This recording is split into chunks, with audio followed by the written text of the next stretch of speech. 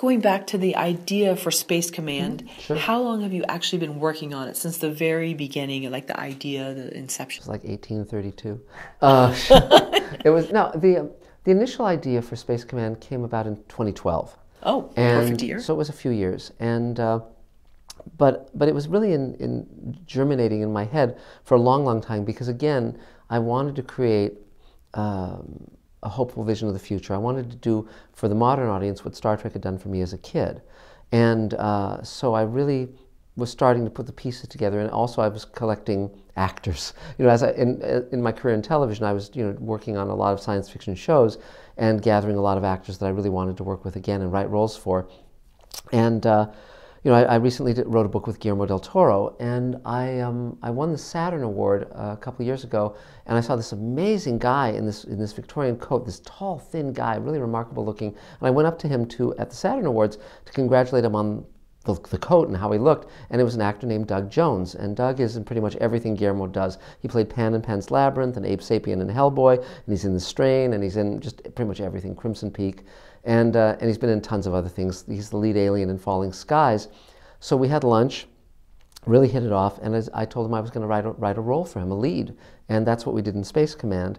And so the crowdfunding campaign was in 2012, and that along with the investment shares that we sold and are still continuing to sell, gave us the money to open our own studio. And then, as I said, I wrote the first 8 hours of the show and outlined hours 9 through 12.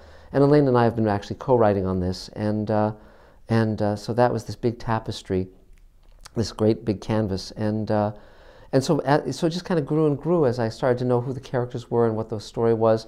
I knew I wanted to tell a multi-generational story, and I wanted to have a multi-national, multi-ethnic, multi-racial cast. So our actors are white and black and Asian and Latino, and our actors come from Venezuela and Pakistan and Sri Lanka, all around the world. And I cast many famous actors, but we also had a talent search where anyone anywhere in the world could download the audition scenes and audition for 2 of our leads. And we got 7,000 inquiries and 1,200 videos. And we ultimately ended up casting 6 actors from those auditions, and including 2 of our leads. And from Wyoming, from New York, from Iowa, from all over the place. And so Space Command kind of came together in bits and pieces, and it still comes. It's funny because once you start shooting something, the actors and their performances and the chemistry between them also is something that starts to alter your vision. It becomes a dialogue between you and them, if you do it well, and so then you say, oh well, here's an interesting way of doing it, or here's an interesting way of having it pay off. Also, because we jump back and forth over 5 generations of our characters. There's 4 families, and we see the action and reaction. We go back and forth between that over a 150-year period.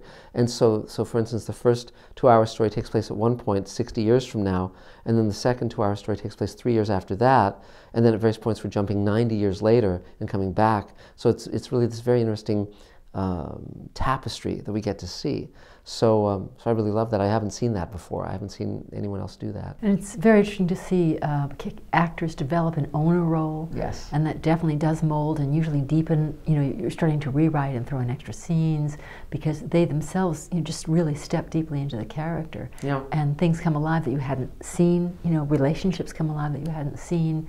And so the talent hunt was amazing because there's brilliant acting all over the world. We only cast 6 people, but we would have liked to have cast a lot more. They just didn't quite fit the role as well.